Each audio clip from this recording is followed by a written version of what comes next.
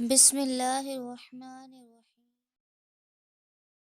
السلام علیکم ورحمۃ اللہ وبرکاتہ۔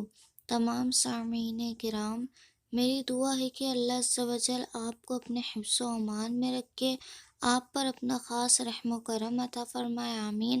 آپ کی پریشانی دور عطا فرمائے، اور خاص کر اللہ عز و جل ہمیں صراط مستقیم پر چلنے اور سنت رسول صلی اللہ تعالی علیہ وآلہ وسلم پر گامزن ہونے کی توفیق عطا فرمائے، آمین۔